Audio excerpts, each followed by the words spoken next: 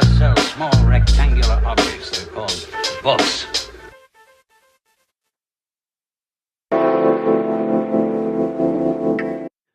Welcome to episode 60 of Unlocking Great Books. Is this 60? Yeah. Oh, wow. I have been so looking forward to this. We should have had a party. We should have cake.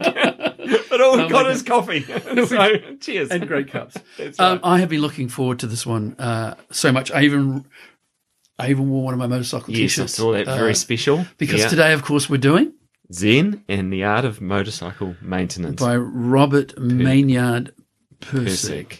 Zam to its friends. It's like, this is such a big book. It's got its own acronym. Yeah.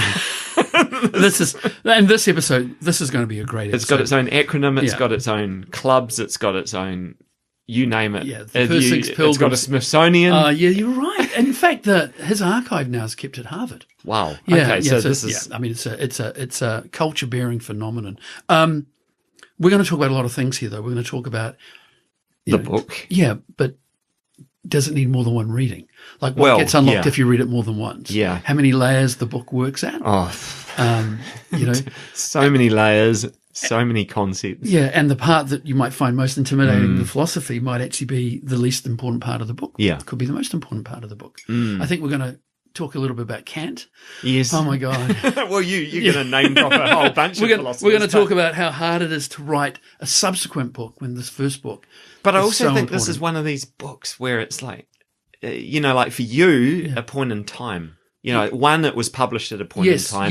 But two, you've read it at a point in time. Yeah. And I think that's a really important thing. Yeah, and I think we're going to argue that while this book captured a particular moment in time, like it utterly reflects the zeitgeist when it was written, because it's so powerful and so magical, it's still relevant now. In fact, I reread it last year and it seemed more relevant to me than ever. Yeah, yeah. And me as a first-time reader. Yeah. So this is, a fun chat. We should just have a little trigger warning here too. We are going to talk about mental illness. Oh, yeah, 100%. Yeah, and so, just know that that's coming. Yes.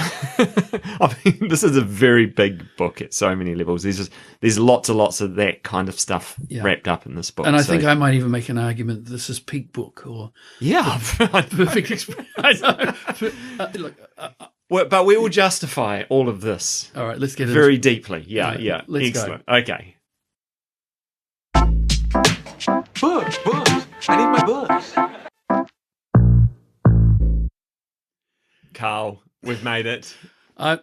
As you know, I've been looking forward to this for a long time. Yes. Now, here's the problem we've got getting started. Normally, we jump in and talk about the author. Yeah. But I think if we start talking about Robert Pirsig, we're going to give away pretty much the plot of the book. So given it's largely autobiographical. Yes. So today, this is not the original cover as well that I'm holding up. So Zen and the Art of Motorcycle Maintenance. So ZAM is the cool acronym. ZAM is the cool acronym. I was trying to think how many copies I've got. I think right. I've got 4 and maybe 5. Okay, so have you got the OG No, cover? I don't have. Crazy cover, isn't it? That one's amazing. No, but I've got one from the 70s. Okay, the little purple one, which is, and then I've got probably the same one you've got, which is the 20th anniversary, which is with the. Well, this is the 40th anniversary, right? Just showing you. Yeah, and then I've got the 50th after. Right. Yeah. So, right. I mean, that's a good point, right? I mean, the thing about Zen and the Art of Motorcycle Maintenance is, when the publisher picked it up, he said, Pirsig sent it to 122 publishers. Yes. And the 122nd said, you've made me reconsider why I'm in publishing. I'll publish it, but don't expect any money. And then do you know how many copies it sold in the first year? I haven't. 50,000 in 3 months, 1 million in the first year. Holy in the first year, right? And best estimates, maybe 6 million today. Yeah. So we need to start with the Carl story of this book, I think, because this is very special to you, isn't it? So. Yeah, I mean, I'm really glad we're doing it, but also I'm quite nervous because this is such an important book to me. Yeah, okay. You know, okay. And look, I'm showing my age now, but I read this in the late 80s. I read it in the 90s. Mm-hmm. I taught it in the early 2000s, and then I kept away from it for 20 years. Yeah. Because it was so important to me. Right. And it was only when I went back to the States, went to that 50th exhibition at Smithsonian, I picked it up, read it again, and when I read it last year, I thought, it's so relevant to today. Yeah. The themes are so important. So I'm really glad we get to talk about it. I'm really glad that a rereading didn't make me think, what was I thinking as a So young there kid? was a relief almost, wasn't it? Yeah. Wow. So tell me about when you came to it for the first time. Well, I suppose, okay, so as with a lot of books on this podcast, Carl quite rightly points me at a few. So, I mean, I read this earlier this year. Right. I feel like. Yeah. And first time. Yeah. So I had heard of it. And the reason I'd heard of it is because people talk about it. Yeah. But it was Phil Jackson. Right. NBA basketball legend, the coach. Hoops guy, yeah. Yeah. What's his book called? Sacred Hoops? Sacred Hoops, I love that he's book. in 12 Rings or something like that. But he's Sacred Hoops is a really great book, but he refers a lot to Zen. Yeah, so I was look, we've talked about this offline, but it's so many books in one. Like I wrote down, it's a travel log, right? So you can read it as a motorcycle trip. We'll come back and talk about that. It's a story about a man trying to reconnect with his son. Yeah. You know, if you're a parent, this book's really powerful. It's a voyage of personal discovery and rediscovery, reconstruction. It's an expose of the metaphysics of modern society. Yeah. It's a philosophical dissertation, and it's a story about motorcycles. It's incredible. And interestingly, I read someone who said it's not about Zen and it's not really about motorcycle maintenance. No. I got to read this. Sorry. Thank you for reminding me. Yeah. This is one of the very cool books. In the author's note that's at the very beginning, he writes, "What follows is based on actual occurrences. Although much has been changed for rhetorical purposes, it must be regarded in its essence as fact." Blah, blah, blah. Right. This is the bit that I love. Remember, the book's called Zen and the Art of Motorcycle Maintenance. However, it should in no way be associated with that great body of factual information relating to orthodox Zen, full stop. It's not very factual on motorcycles either. Yeah. I love that. Which just begs the question, why did you call it this? But, well, I know like, that answer. I know that answer. Yes. So, so one of the characters in the book, the two on the BMW, remind me of their names quickly. Sylvia and John. John, right. Yes. So it turns out that John and Pirsig were actually really good friends, much better than the book makes up. Okay. And they would go for rides together. Right. You know, not great cross-country rides. They go for rides together and they'd end up in the pub. We'll come back, talk about the role of drinking in this book. Yes. And Pirsig would talk a lot about motorcycle maintenance, but its philosophical characteristics. And it was John who said, you should write a book called Zen and the Art of Motorcycle Maintenance. Now, the reason he said that was at that time, remember, this is probably late 60s, early 70s. Yeah. Everybody, or every hippie in the world was reading Zen and the Art of Archery. Right. Which is a book from the 30s by, I can't remember his name. Oh, wow. Yeah, it's I've never heard of this book. Well, okay. but that's actually literally a book about Zen and the Art of Archery, which is the whole point of Zen archery isn't to hit the target, right? But it's to hit the person. So that's where that came from. So that's a cultural reference that the further you get away from the 70s makes less sense. But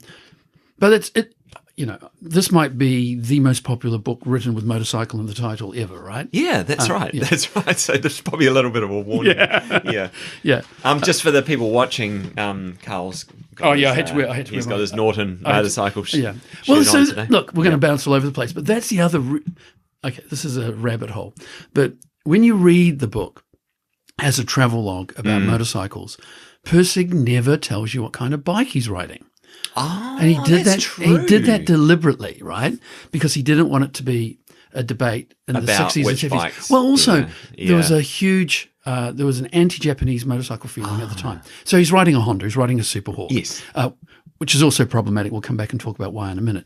But if you're a motorcycle geek when you read that book, he talks about I'm riding an air-cooled twin, right, that keeps going wrong. Oh, okay. So you just assume it's a British bike. Yeah. Like I assumed it was a Triumph Bonneville, could have been a Norton. Yeah. But it's not. It turns out to be a Honda Super Hawk. We'll come back and talk about that because that's really relevant.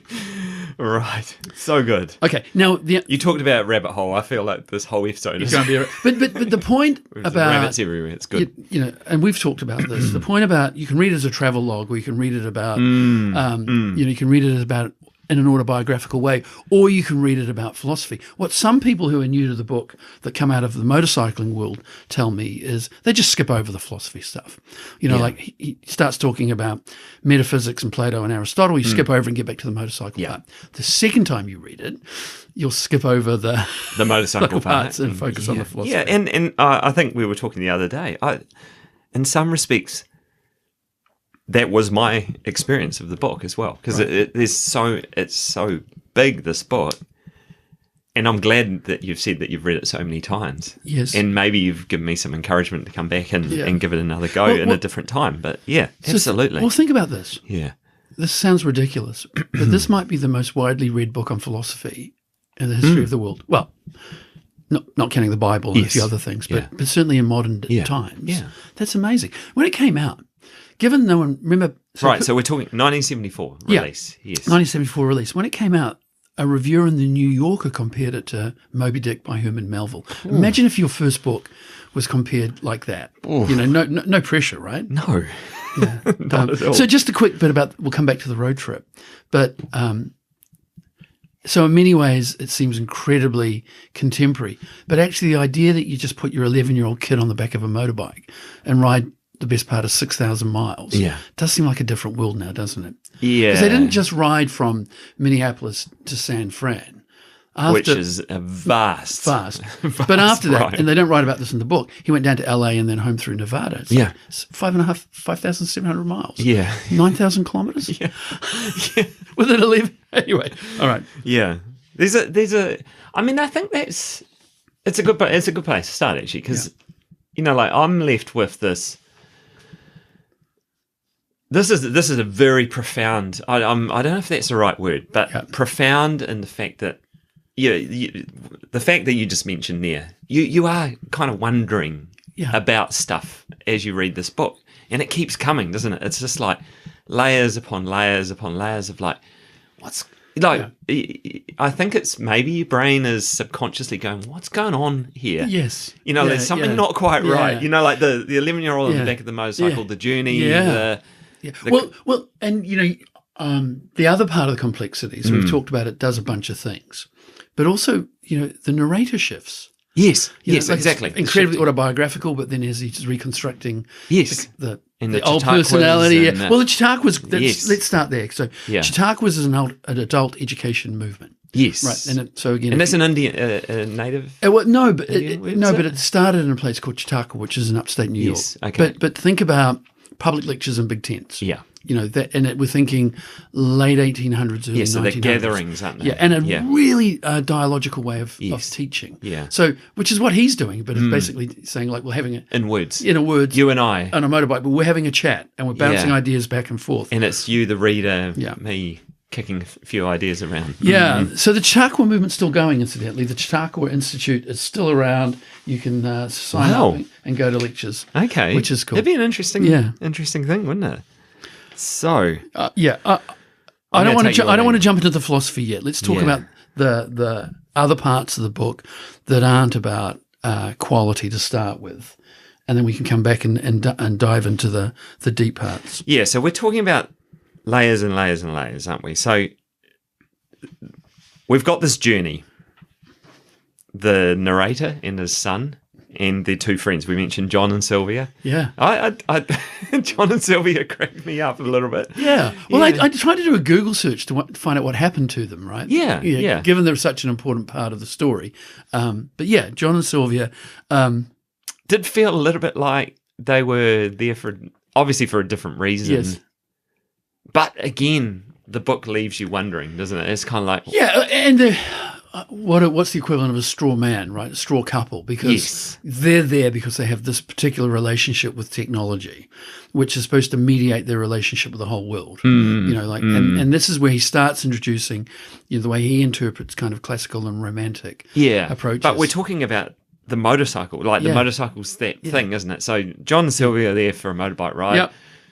Brand new BMW. Probably fair to say that John and Sylvia don't really obsess about the bike. The bike, it's just the thing that they ride. They don't really care, just as long as it works. Sure as hell isn't a metaphor for all of existence. Yeah. Right? So, but at the same time, seemed like a really lovely couple. Well, also the point is they get angry when the bike doesn't work. Yeah. Right. Yeah. And so, there's a theme that runs, and Matthew Crawford picks up on this, and we'll talk about Matthew Crawford later. The whole thing is about the relationship with the world we're creating. And, the technology is taking more and more off us. Yes. So we increasingly become consumers of the world rather than actors in the world. Right. And because they won't maintain their motorbike, they're seen as the bow wave of that part of it. Whereas, meanwhile, bloody Bob to his mates, Robert, is checking the tappets, adjusting the mixture. Always tinkering. Which is, again, ironic, given he's riding a bloody Honda Superhawk, which is one of the most reliable, brilliant motorcycles ever made. So he's tinkering with a pretty good bike. Yeah. But, I mean, we've got the story. So we've got this journey, massive journey. Yeah. Like, if we're talking, I mean, anyone who kind of knows America, it's that big kind of north sweeping west through all those states that are all squares, which is the way I remember it. So Minneapolis and St. Paul, we'll come back to that. Yeah. That's where he was from. It's where he went to university. It's where his dad was the head of the law school. Yep. Rest in peace, Prince. Yep. So Minneapolis, St. Paul, right? Yeah. Up to Bozeman in Montana, which is where he did his PhD, where he toured. Through the Dakotas and stuff to get there. And then out to the Pacific Northwest. Idaho, Oregon. Yeah, like we're traveling a long way. Now, of course, open country. There's a whole industry now reinterpreting this book. There are other books reinterpreting this book and retracing his steps. And the people that do the motorcycle ride today are called Pirsig's Pilgrims. Oh, okay. Right. Well, I mean, that whole part of the country is just vast openness, isn't it? And that was one thing I absolutely I loved reading this book. And, we talked in the last episode about when your brain starts kind of opening up landscapes and painting pictures in your mind. I mean, it was great. Yeah. I love that part. Well, thank you for making that point, because, we talk motorcycles and philosophy, but the point that often gets missed is Pirsig's just a really, really good writer. Now, it turns out he had a master's in journalism. Okay. And he taught creative writing. Right. So clearly he's been a frustrated writer his whole life. Yeah. But I think he's masterful. The description piece is masterful. Yeah. There's a description about what it's like to ride a motorbike, which anybody that rides a motorbike will tell you is the best description. The one about, you're in the world, you're immersed in a car, it's just more TV. It's like a TV screen, isn't it? When you're looking at the car window, the box, you're seeing the world come past. And if you ride motorbikes, and you've been on lots of motorbikes. Well, not lots. Not as much as you. No, I know, but in the stuff you were doing with the, my triathlon roll when I'm swinging off the back of it. Exactly. It's amazing. It's amazing. But the thing that you notice when you're on a motorbike is, you're literally, you are immersed in the world, smells and temperature changes. So you ride into the shade, you get cold, you ride into the sun, you're warm, you ride past a field, you can smell it. It's just like you're in it, swimming in the world rather than observing it passively. Amazing. Yeah. Amazing. So we do need to, the philosophy part's a bit crunchy, but the travelogue part's great, isn't it? Oh, totally. Yeah. Totally. And what about the bit with the son, that relationship? How did you find that part? Yeah, so that's the other layer of this book. So you're just wondering why he's there. Yeah. Not, yes, there's I'm doing something with my dad, but he doesn't strike you as someone that really wants to be there. Yes. There's an element of that. Yeah. And just the way, he's processing the whole trip as well is you're kind of interested to see, I think as the book goes on, you're interested to see, is this going to change? Yeah. Is he going to, where are we going with this book? Because as we mentioned the first time, we've discussed this book. I must admit, I spent this whole book going, this feels like fiction. Yeah. But it feels like an autobiography, and I'm still not sure. And there's that element of who's the son's there that feels it felt very autobiographical, if you know what I mean, because of the way it was described. But consider this, right? That road trip was in 1968. Yeah. And he didn't write the book. The book wasn't published till 1974. Yeah. So even if it started out it's going to be accurate, slightly he's going to rewrite it and reinterpret it. Yes, of course. Which might be the whole John and Sylvia thing. They get more and more, they become more and more of a straw couple rather than being painted. But there is that, and that's why it's so masterful, I think, because you're reading this book and you're just not sure. You're going, it feels so authentically, I'm telling a story about a ride with my son. Yeah. But like, where's this going? Like, why? Well, remember his son, of course, knows that his dad had gone mad. So that's the other piece that everyone probably knows, which is Pirsig himself, had some serious mental health issues. Yeah. Was actually literally declared insane. May have tried to kill his wife. It's a bit unclear. Ended up getting ECT, electroconvulsive therapy, and was pretty bloody close to being lobotomized. Wow. So, this is the 60s. This is that might even have been in the 50s. Yeah. So,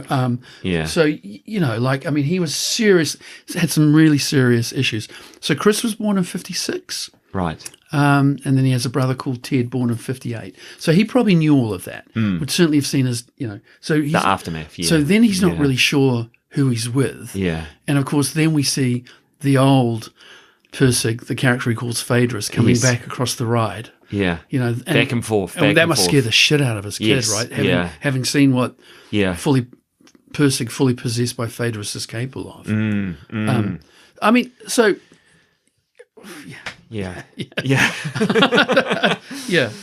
So fun fact, though, given that this book is so much about motorcycles, Pirsig started out as a pilot. He had a light aeroplane, and he flew airplanes. When he was declared insane, they cancelled his license. Okay. And the book that he wrote subsequently, Lila, which we'll touch on, is all about boats. Yes. And he had a spell as a boat builder in Mexico. So maybe boats and aeroplanes were his first love. Yeah. So this is the other outlet, I suppose. Yeah. So, so we've got let's quick recap. We've got the journey. Yeah. Pretty incredible story. Yeah. We've got, the man, his son, the friends. That's kind of cool. Yep. Do we go into the philosophy? Yeah. Yeah, let's. Well, hold on. One more fun fact about him. I found this. You would have found this too. I love this. He wrote the book while living alone above a shoe store in South Minneapolis while working as a tech writer for Honeywell. So he would get up at 2 a.m. and write till 6. Yeah. And then go and do his day job. Oh, wow. Yeah, that's not bad, is it? Yeah. And so, again, there's an element of, we're talking about the backstory here. When I read the book, I didn't know the backstory. I just dived straight in. So this is answering a lot of questions that I had. Yeah, and that's a really good point. Like, I mean, I've had 40 years with a book. Did you, the first time, were you... I mean, I read it. This sounds ridiculous, but when I think of my personal history, it's hard to know where that ends and Zen begins, or the other way around. Okay. Because, I studied Greek philosophy at university. Right, yeah, of course. But was I interested in that before I read Pirsig? Is that why I read Pirsig, or did Pirsig prompt me to go and do more chicken of that? and egg. I don't know, right? Like, it's just... It's a bit like, when you've been married forever, you forget where you end and your wife begins, right? Yeah. Your kids, right? Yeah. I know it sounds absurd, but I'm like, no, it's not absurd. Like, I've fully embodied this book. That's good. And so I actually... But that's you talking about that is exactly, you're not alone. Yes, that's right. That's why this is a really great book. Yeah. And there's so much about this book to love, but the philosophical part is so ambitious. Yes. So it's all about this notion of quality, which incidentally he never really defines. It doesn't define it in Lila either. And then him and his second wife, Wendy, wrote a book called On Quality, which is his collected writings. Okay. And they don't really define it there either. Yeah. But what he tries to do is move... Oh, good God. All right, let's do it. He's trying to move away from a Cartesian duality of subject and object. Right, yes. Right? And he's trying to argue that this thing called quality precedes our urge to split the world into these binaries. Okay, so let's break this down real quick. So it's subjective. That's our opinion on something? Yes, and so how we perceive the world, what Kant would call the construal, as opposed to the objective world that exists outside of our head, the objective world. Yeah, which is the thing. The thing that exists, the thing in itself, as Kant would call it. Yes, right. Yeah. Because I didn't study philosophy. No, so I know. Well... Yeah. And it freaks me out. But so he says literally, doesn't he? Between the subject and the object lies the value. Yes. My God. And then we've also got the romantic classical thing going on. So this is the dualities that are right through the book. This is the man grappling with. It's funny because he calls John and Sylvia romantic, doesn't he? He calls himself classical. Yes, which is interesting a good way to think about this, if you've been playing with these ideas, is actually to think about the way Nietzsche set up Apollonian and Dionysian. Okay, Apollonian, rational, ordered. Yes, straight lines. Dionysian, chaotic, romantic, emotional. Yeah, and Nietzsche's point is you need to have both. Yeah, to have a healthy. So life. I've got classical, past, present facts. Yeah. Build on knowledge. Like in the motorcycle metaphor, it's the parts, the maintenance, the layers, the bits, how they all fit together. Yeah. Whereas romantic is the feel, the look, I just want to ride this thing, and it takes me at large speed, and I get this experience of it. So that's interesting. I'm glad you framed it like that, because I think where a lot of the profundity comes is the philosophy that Pirsig's reaching for is clearly existential, but it has this really powerful experiential element. And because he's always using his hands to fix the motorbike, this idea that there's an embedded component, embodied component. Embodied, yeah. So if you think about those three things, existential, experiential, and embodied, we're reaching for something that's pretty profound. Yeah. Yeah, I mean, profound is the word. Yeah. So, he said somewhere else that he was trying. I mean, the whole point about calling it Zen and the art of motorcycle maintenance is it the profundity of Zen that he's grappling with? But it's the maintenance piece. And what I mean by that is he's trying to find a pathway between Western science and Eastern mysticism. And good luck with that. Right? Yeah, I love that. Between them rather than resolving them. Yeah. Rather than combining them.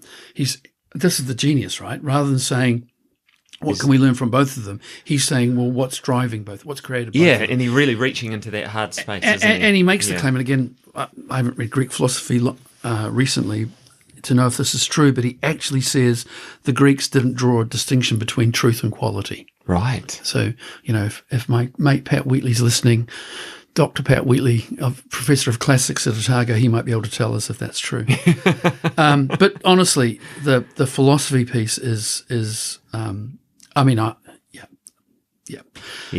so profound. And then, the famous quotes, it's the side of the mountains that sustain life, not the top. Being engaged in the process of something is the goal, all of that stuff. Yeah. Yeah. Philosophy. So one review said, and I love this book is an opportunity to reflect on our own feelings about the world as we've made it. Right, okay. And Pirsig, well, maybe Graeber's riffing off Pirsig, but there's that great David Graeber quote saying, you got to remember the world around us is the world as we made it, and we can remake it anytime we want. It's true. Right? So Pirsig saying, what kind of world are we making, and what effect will it have? And he was worried about motorcycles, add in phones, replace.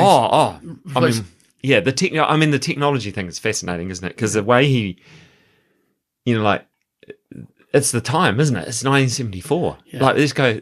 Let's not go all the way back. But you know what I mean? It's like it would just be hard to even kind of imagine the current world, but the principles still remain, isn't it? It's that whole what are we doing with it? Yeah. So in that author's note that I said at the beginning about it's not really about Zen, it's not really about motorcycle maintenance. Right after that, he quotes Plato and says, "And what is good, Phaedrus, and what is not good? Need we ask anyone to tell us these things?" And friends of mine have been using that quote all their lives. But of course, he spends 850 pages trying to tell us what is good and isn't good, which is, I think, also a terrific irony. Yes. Yeah. Yes. Okay. So, what parts really moved you? Oh, sorry. This grappling. I put that grappling with duality. I think the book, it's infuriating at times. I found myself reading bits and just going, "Oh my God," and then reading bits and going, "God damn it!" There's it really is not for the faint-hearted, I would say, but it's worth it because just the way, and maybe in some respects the reread thing is because there's so much unresolved. Like you say, it's getting you to think about things. I mean, I engaged really. I some of the philosophical stuff was where I struggled, but there were bits of it that I really loved as well. So, and calling out just that duality, like even if you held the concepts lightly and you didn't have to try and explain what they were, it's making you think, and it's diving, as you kind of said quite nicely before, you've got these two things and you're diving straight into the middle of it, and sometimes it's an exhilarating ride and sometimes it's deeply infuriating. So did you feel like you were coming up for air when he would switch out? There were just times where you had these experiences reading where you're like, do I have to just get through this bit to get to that next bit? But then there's times where I was reading stuff and just going, oh, this is really cool. And I wonder, in some respects, whether that's just a frame of mind thing as well. You know, like if maybe that's just calling out who we are in the moment of reading, which is actually a really kind of profound thing to think about, isn't it? That whole, what's your mindset at the time when you're reading this book? Because if you're full of what's happened today, all that clutter in your mind, you know, like to throw this on top, you probably was like, but if you, and the great metaphor of the motorcycle, of course, I don't know if it's the same with you when you're running, but when you're riding a motorbike, particularly, you know, if you're riding in empty roads which aren't very demanding, you've got lots of time inside your head, to think and reflect, right? Yeah, no, it's the same. Yeah. It's the same kind of thing. So, okay, there's a great quote, obviously, in the book that says the real motorcycle you're working on is the motorcycle called yourself. And you know, like, and the whole point being the motorcycle is a metaphor. Yeah, I mean, it's a concrete, real thing. Yes, but it's a real metaphor. And then one of the reviewers that I love said, you know, Pirsig's essentially arguing that you have a moral obligation to learn how to fix your motorbike, but actually that motorbike is yourself. That's kind of cool. Hilariously, though, right? True. I mean, he's talking about fixing yourself, but this is a guy who was, you know, very badly damaged by the state's attempts to fix him. Yes. And this is again, like, I mean, everything, it feels like everything we've said today is a crunching, you know, like that's why this is a fascinating book, isn't it? Because there's just unresolved, and there's this duality keeps banging it up against each other, you know, like you talked about even him as a person. So, and I mean, look, he's got skin in the game, but there's another great quote that says, when one person suffers from a delusion, we call that madness. But when many people suffer from a delusion, we call that a religion. You know, which...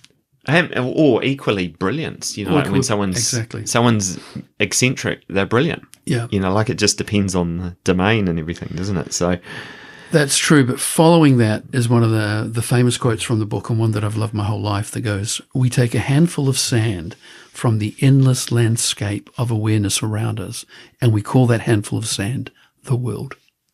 It's true. It's true. True. It should be posters on walls, right? Yeah. Listen, so deep philosophical ideas, but he occasionally pops up with some things which I think are quite practical, and the thing I love is the gumption traps. Yes. Did you read that? Yes, I like those. Okay. Stuckness. Yeah. So he talks about, this is where the book seems really 60s and 70s, but he says there's two kinds of gumption traps, right? There are setbacks and there are hang-ups.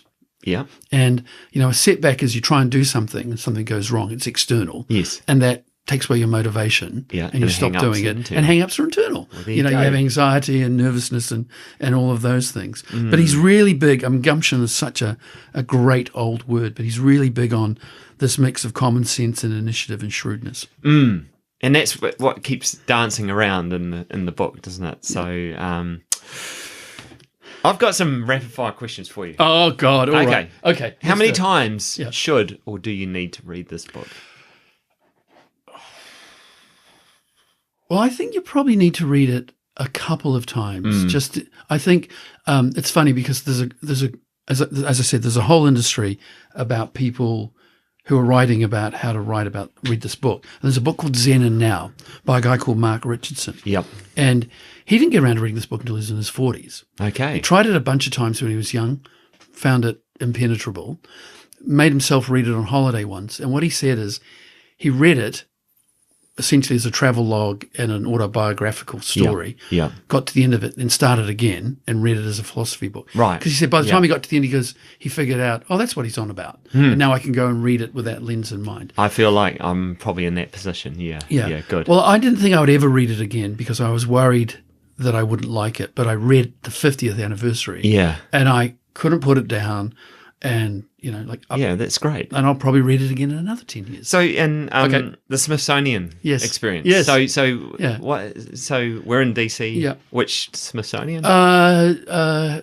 History. History, Yeah, it was in the History Museum. Yeah.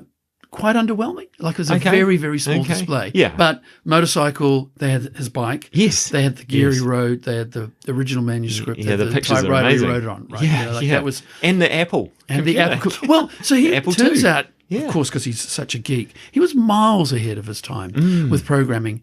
In Apple's One Infinite Loop headquarters, there's a room named after him. So apparently that Apple computer has 7 processing boards in it. Yeah. Like he basically just hot rodded his own computer so he could do what he wanted to do. Okay. Well, he worked for Honeywell. So that's he right. Probably He wrote technical manuals. Yeah, that's right. Yeah. That's right. No, very good. And how important was the context and time when this book was written? I think. I mean, and it's interesting because it was clearly produced during those crazy years. I mean, if you think about 68, that's the year of the student rebellion in Paris. Like it absolutely reflects the zeitgeist of the time. Right. But I think the point is 2025 feels like the zeitgeist has exactly the same challenges. Yeah, we've talked about this, manifesting in quite different ways, right? Yeah. Well, the universe. I tell you how one of the ways the book's dated though is they're often riding, Christy 11-year-olds on the back. They often stop and drink beer. Have you noticed that? like I love beer and I love motorcycles, but they don't mix. No, like I would never drink and ride. No, they're quite often stopping for a beer. I know. Yeah. It's one of the things you think. I was trying to keep account. Yeah. That's weird. Have another beer. Yeah. But then I thought they're in the middle of probably the most sparse country in the US, and I imagine the roads are not necessarily. Oh, come on! Some of those through the Badlands, Montana, and the passes. That would be amazing. Okay, the passes would be amazing. Yeah. Maybe not. Yeah, getting loaded on beers before you knock through those passes, but yeah. You were going to say something about the drinking. Was that it? Yeah, I mean, it's funny, isn't it? The bits that great, like I watched the original Ghostbusters movie recently. Yeah, it's a brilliant movie. Right? It's 84, but everybody's smoking. Yes, it's like that's true. Actually, what? It's so weird. Yeah. It's funny how especially when you've got kids, the kids see the world and they're like, what is that? Yeah. So keep going with your questions, and I'll. Oh no, I've yeah. Would you? I've got one more. Yeah. How would you? Is there a genre of books or a class of books that, like, this is so uniquely itself? Yeah. And I do think, I mean, we kind of half mentioned The Alchemist last week. Yeah.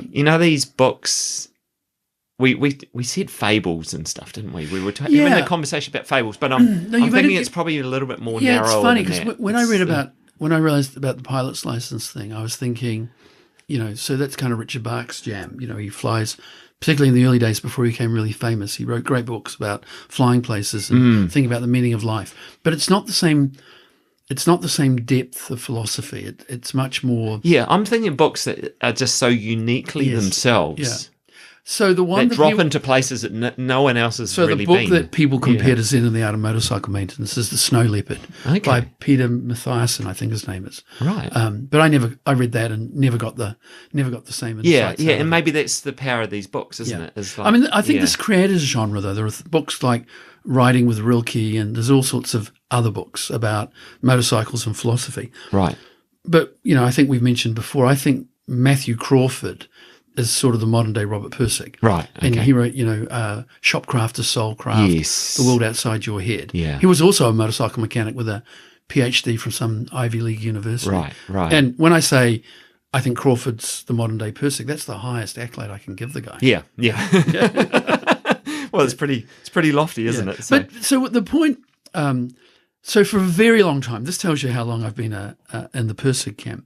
For a very long time, and even probably when I was an academic, I would look at Pirsig. So as an academic, you're always being whipped to publish, right? Publish or perish, you've got to publish. Mm-hmm. And what I would say to people is, but Robert Pirsig's only ever published one book. Like he only ever published one book and it changed the world. Yeah. And then he wrote kind of a sequel called Lila, which did not do well. You've got Lila here. Yeah, so hold on real quick. Yeah, so this is my version of Lila. Yeah. Which I got as and so interestingly, Zen and the Art of Motorcycle Maintenance, the subtitle is an inquiry into values. Yes. And Lila's is an inquiry into morals. It's getting into big territory, isn't it? And this is this is set on a sailboat. The metaphor is sailing, not motorcycle riding. This doesn't work anywhere near as well. Did he try a repeat a bit? He did, and he said that he much prefers. He basically said, if people are reading my books in 200 years, they'll realize that Lila is there. But the point is, I think it's your question, right? I think Zen captured the zeitgeist, and people loved it, whereas this didn't really. Right. Yeah, and that came out 91? Yeah, so a wee while after, isn't it? Yeah. And didn't really, for me at least, didn't really add anything. Makes you wonder what books are around right now. Yeah. Like there's thousands of books coming out all the time, isn't there? You do wonder, are any of these one of these books? Well, Zen exploded quite quickly. Like it was hard to get it. Another question might be, how many books like this just never made it into print? Oh, totally. There has to be a bunch, right? Oh, totally, totally. Especially when you talk about. But this sold 50,000 copies in 3 months and took everybody by surprise. Right. It was fulfilling a need that nobody realized. Yeah. So that must be obvious to those in the know that these books are around. But what a phenomenon! Yeah. I mean, maybe it's a better word. So here's a question though, right? Given who reads books in general, does Zen feel like it's a book for boys and men? Do you think women would like it? Do you know many women that have read it all the way through? No, I'm not that. Yeah. I don't know. Yeah. There is an element of, I mean, most of the characters are male. Yeah, that's true. Obviously, he's not writing very strong female characters. No. Maybe. Although you do end up wondering, right? Like what his wife must have put up with. Like presumably she held the whole family together during those years of madness. There was I have to admit that was one of my thoughts. Like one of the things I was grappling with. Yeah, here was the who else is in his life and how massive their characters must be to hold things together. But yeah. Yeah, so I mean, Zen and the Art of Motorcycle Maintenance. You can read it as a story about a man and his son. You can read it as a travel log. You can read it as a critique of modern society. But a deeply important book. Yeah, a phenomenon. Yeah, and a book that actually does reward rereading. Yeah, I mean, I of course, obviously, it sounds like a cliche. I think everybody should read it. I think. I think it's important. It's funny though because I don't tell people when people say to me, what's a book you should read? I never, unless you're really close to me, I never say Zen and the Art of Motorcycle Maintenance because it sounds like a cliche. Yeah, right? Okay. I do wonder if a lot of people that have it haven't really read it or at least skipped over the bits on quality. Yeah, interesting. Yeah. Interesting. So people have it because they've been told to have it, but they haven't really read it. Yeah. Wow. Okay. I don't know. That sounds deeply philosophical. Yeah, so who would you recommend it to? Oh, I think I mean I wouldn't recommend it for someone who's just getting back into reading and wants to dabble in a book. I think you've probably can't dabble got it. with this. No, definitely not. I think I put it needs a considered and deliberate read. So I think if you're just wanting some palate cleanser, you're that kind of reader, then probably diving into this. But if you if you wanted to sit with a book and spend some time with it, and you had some time to do it, then I'd say, that would be my little caveat. But I would say it's worth it. Okay. It's definitely worth it. We talk about reading widely, and this is one of those books where I'm glad I gave it a go. Good. And like it's made me think about stuff. So it kind of ticks all those boxes. Yeah. I'm the wrong person to ask because I'm fully a Pirsig fanboy, but I think this is the perfect book. I think this is the book that does everything that books do at their best. Yeah, no, it's like peak book. Yeah. Jeez, it's only down from here. But well, until the next one, I think you're right. Like, well, it's funny, right? Because who wrote Catch-22? Oh, come on, help me here. Oh, my brain's not working. I told you, literary quiz. I'm not. People screaming into their headphones. Anyway, whoever wrote Catch-22 was being interviewed once, and the journalist said to him, "You haven't written anything as good as Catch-22." Oh, and he said, "No, I haven't." Joseph Heller. Yeah. So Heller said, "No, I haven't." But who has? Yes. And you think about if you're talking to Pirsig, you'd say, "Hey, Lila isn't as good as Zen. You haven't written anything as good as Zen." And he could say, "No, I haven't." So what? But who has? Yeah. Weirdly, okay, little. This is fascinating, isn't it? Right. But as someone who's creating something, we have this with musicians, and I was trying to explain this to Mackenzie yesterday. You imagine musicians, and I do think of the likes of, you two, love them, hate them.